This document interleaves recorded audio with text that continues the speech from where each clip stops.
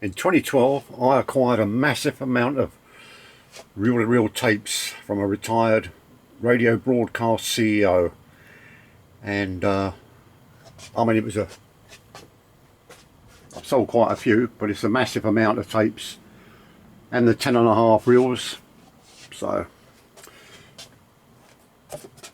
this is for an eBayer that's asked me a couple of questions on this, and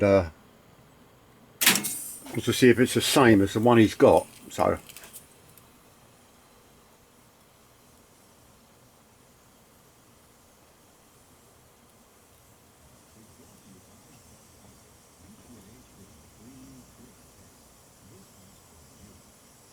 now, from Radio Today Entertainment. This is KAOS.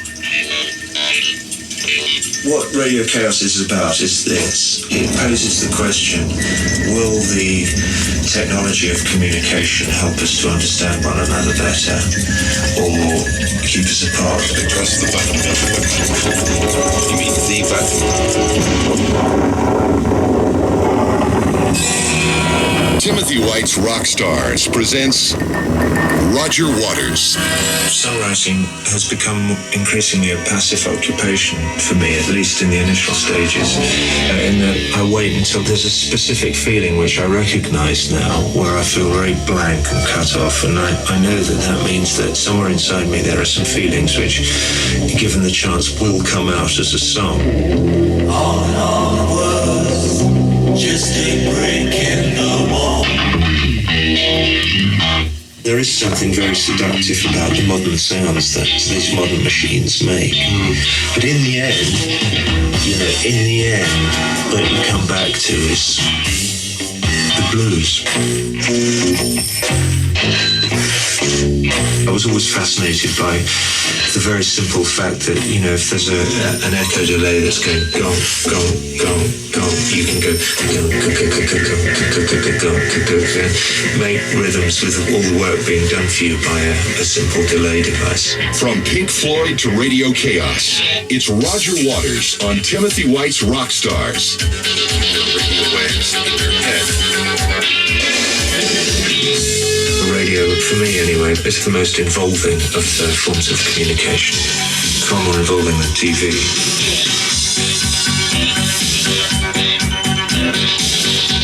Is there a request to give it to them?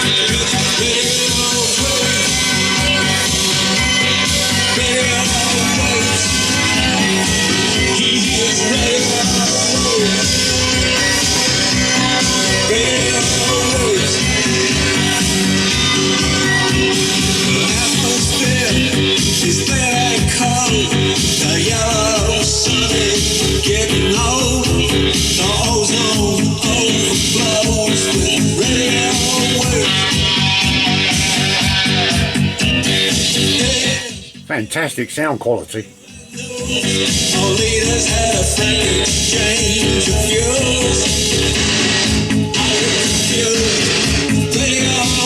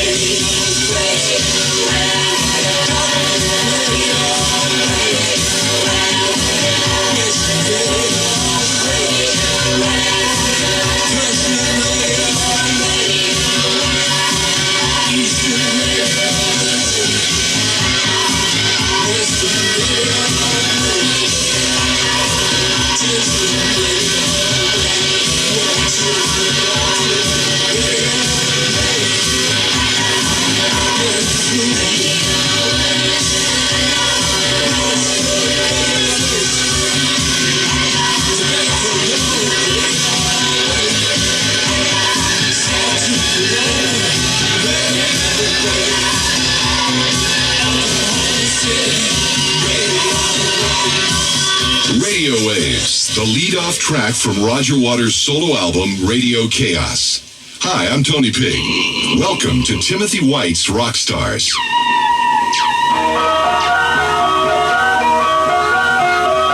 Of all the great bands in rock history, few have been more mysterious and provocative than Pink Floyd. The chief architect of the Floyd sound has always been their leader, Roger Waters. Now Roger once again steps into the spotlight alone with his second solo album, Radio Chaos. This controversial new record is rock studio craft, every bit as unique and provocative as the very best of Pink Floyd. The plot of Radio Chaos revolves around a ham radio operator named Benny and his handicapped son Billy, who can receive and transmit radio waves without a tuner. In a masterful musical act of espionage, Billy creates the illusion of a nuclear holocaust and teaches the world a lesson it will never forget. On this edition of Rockstars, Timothy White catches up with Roger Waters at his headquarters in London. In an exclusive interview, Roger talks about his tempestuous career, from the formation of Pink Floyd in the 60s to his role as the leader of rock's most progressive and innovative band. Plus, Waters reveals why he's waging a legal battle to retire the Pink Floyd name forever. And 2 Rockstars exclusives. For the first time anywhere, Roger Waters presents the demo version of the unreleased song that inspired the Radio Chaos project in the first place. Also, we'll hear a live version of a Pink Floyd classic performed by Roger's new Bleeding Heart Band and recorded exclusively for Timothy White's Rockstars. Now, here's the author of the book Rockstars and the former senior editor of Rolling Stone magazine, Timothy White. First of all, I'd like to welcome Roger Waters to Rockstars. Thank you. Many people complain about the hostile artistic environment in which they must function these days. Roger Waters is someone who's done something about it with Radio Chaos.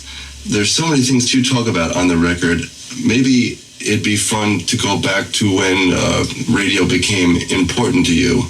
When I was a kid, you could listen to the new kind of American music that we were beginning to get in the early 50s and mid-50s in 2 ways. One, via Radio Luxembourg, and 2, if the weather conditions were right, you could pick up American Forces Network from Hilversum in Holland as well. What was being played on the one station and the other? Was there a contrast?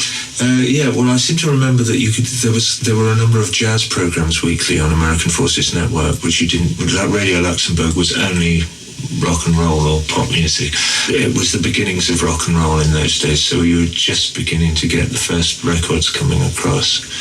I think almost before they ever got played on the radio here, and of course English radio at the time, well, there wasn't any. Well, there was BBC radio, and some of it was great. That was the other thing in my youth, was listening to Saturday Night Theatre on the BBC Home Service, which was every Saturday night. They had a play of some kind. We all used to sit around together and listen to it. Let's talk about Radio Waves, the song itself, and that fashion in which Billy is introduced. There you have it. It's about 10 minutes of this tape there, and my battery's going flat. Cordless phone. His communication is a one.